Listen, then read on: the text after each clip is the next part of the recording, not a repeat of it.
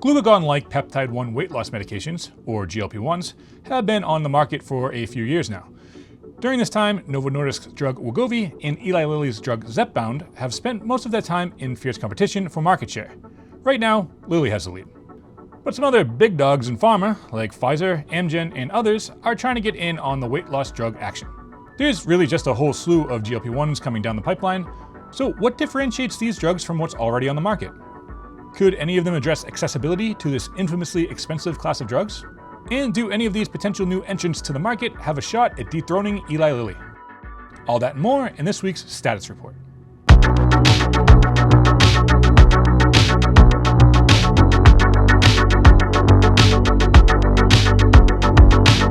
The American Diabetes Association meeting was held earlier this month. Other than a little dust-up I covered in last week's episode, and we're being threatened to be arrested. The conference was most notable for just how much clinical trial data was revealed for new GLP-1 drugs. So here's a roundup of some of the weight loss medications we're keeping an eye on. Let's start with arguably the biggest household name in the pharma business, Pfizer.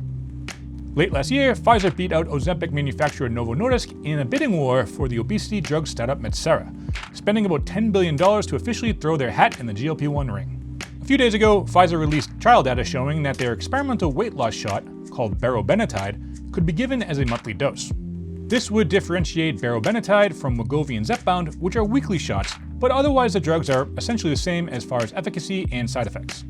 Asked if they thought the purchase of Metsera was a good investment, Pfizer's head of obesity development sort of punted and said, "Ask us the question when we have the phase 3 data."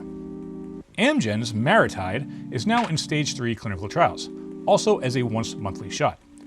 In addition to the marginally more convenient monthly dosing, MariTide is dual-acting. Like other weight loss medications, it is a GLP-1 agonist, which means it mimics a hormone that controls digestion. But it also contains a GIP antagonist.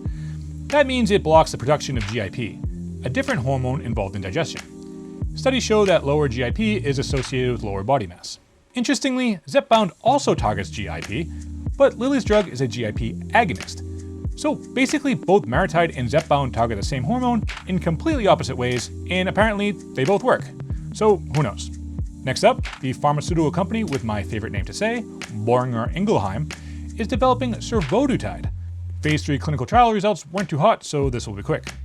Long story short, it doesn't appear to be as effective as Wegovy or Zepbound, and has more reported gastrointestinal side effects. And it's dosed weekly, so it can't try and compete on convenience, so it's hard to see how it would compete in a crowded market. One bright spot though, it did seem to perform well in cutting liver fat specifically. Okay, that about does it for new competitors in the weight loss shot scene, monthly or weekly. Well, kinda. Viking Therapeutics, which perhaps does not have the name recognition of, say, Pfizer, is developing a weight loss pill. It wouldn't be the first to market though. That would be Novo Nordisk Wegovy pill, which hit the pharmacy shelves a few months ago. Viking's pill, dubbed VK2735 as of now, did not have great results in its phase 2 clinical trial. Approximately 38% of subjects taking the highest dose of VK2735 ultimately discontinued the medication early due to side effects. It also wasn't as effective as the top dogs, Wegovy and Zepbound. Industry analyst Jared Holtz said the data probably shutters hope for Viking as a big-time player in the oral obesity market over the near to medium term. Viking is also developing the drug as an injectable. AstraZeneca is also trying its hand at making a pill. Orforglipron, which AstraZeneca licensed from Chinese biotech Echogene several years ago, may not be as efficacious as injectable medications like Wegovy and Zepbound, but the latest data show it may be competitive against other pills, like the Wegovy pill. One risk of oral peptides is liver toxicity, because the drugs are metabolized in the liver. Pfizer, for example, had to abandon its own experimental GLP-1 pills because of liver issues before it bought Metsera. But Melanie Davies, a lead investigator of the study into orforglipron, said she absolutely saw no issue with liver safety. And that leads us right back to the OG, Novo Nordisk. They recently started offering a pill version of Wegovy, like I mentioned, but they also have a second-generation shot in development called CagriSema. CagriSema contains the same main ingredient as Wegovy and Ozempic, called semaglutide, but it also contains an amylin receptor agonist. Like GIP and glucagon, amylin is yet another hormone involved in digestion. The trial data for CagriSema indicates it outperforms both Wegovy and Zepbound when it comes to weight loss, up to 22.7% in adults without diabetes. And lastly, the leader of the pack, Eli Lilly. Lilly also has a GLP-1 pill to compete with Novo's oral Wegovy. I covered the differences between them in a previous status report. I'll link that below. But they also have a follow-up to Zepbound called retatrutide in phase 3 clinical trials. Like Zepbound, retatrutide activates the body's receptors for GLP-1 and GIP, but it also targets an additional hormone, glucagon. The phase 2 data showed remarkable weight loss, an average of 28% of body mass after 80 weeks. For comparison, Zepbound is more like 20%. And if you've been following along, you may have noticed that 28% is the highest percentage of weight loss of any drug by a significant margin. If approved by the FDA, retatrutide won't be available until 2027 at the earliest, but retatrutide is already being widely sold as a research peptide online. Research peptides are also something I've covered here on this channel, link in description, but spoiler alert, the experts I spoke to do not recommend injecting research-grade peptides bought on the internet. Okay, so where does this all leave the GLP-1 landscape? Well, a little birdie told me my friends on Stats Readout LOUD podcast were discussing all the GLP-1 news in the episode they're recording right now. I hope they don't mind if I drop by to get their thoughts.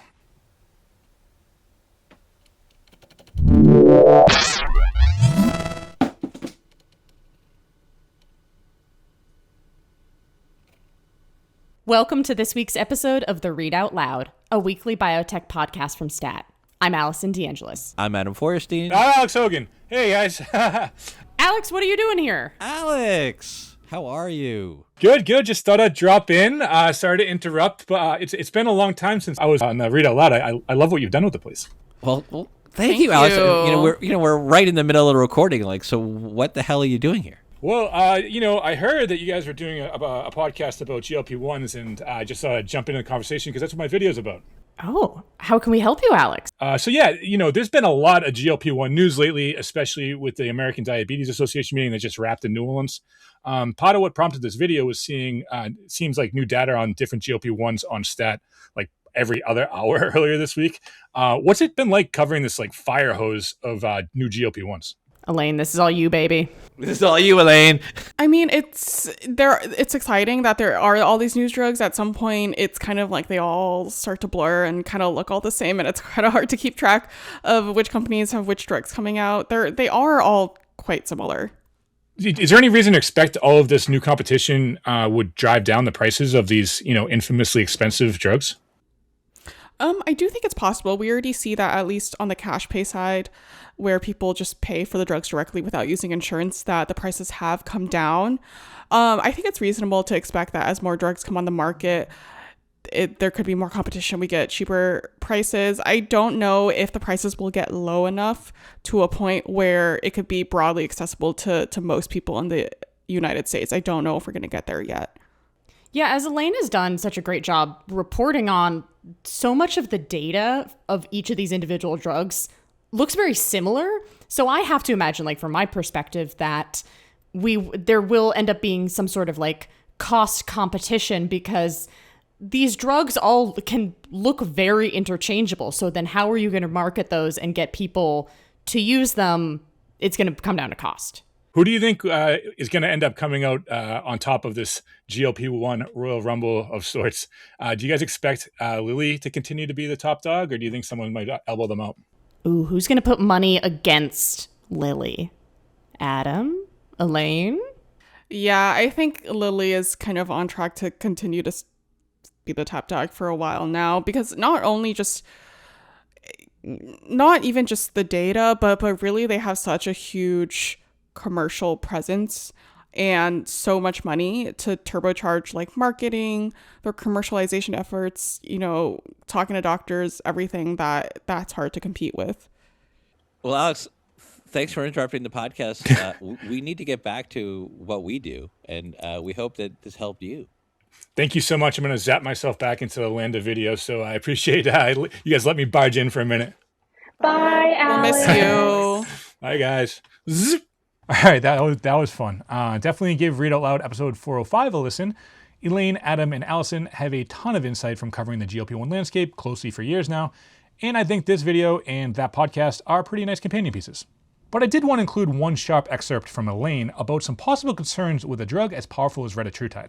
there is concern that if you have such a powerful drug and you just kind of unleash it into the real world, that could be potentially dangerous, especially for people who, for the vast majority of people who fall into this category of obese and overweight, they don't need that much weight loss. There was a media call that Lilly held, and Lilly people were asked, given how powerful this drug is, should it be restricted to use in doctors' offices, to in-person doctors who can better monitor patients, because we know that so many patients are getting it over telehealth now. It's harder to monitor them over telehealth. And Lilly's head of cardiometabolic health basically said, I don't know why we would want to restrict this to any one group of patients. So it does seem like the intention would be to release it widely, as how the other current obesity drugs on the market are released. Lilly's person said, even the lowest dose of Reta is effective. But, when you're getting these drugs online with little oversight, I'm just wondering, will people actually just stay on the lowest dose? I do think people are very motivated to just lose as much weight as quickly as they can. So I am concerned about whether people will know when to stop and the safety when you just unleash it to the whole public. As always, if you enjoyed this video, please like and subscribe. It's a little click, but it helps us out a lot. And we'll see you next time on Status Report.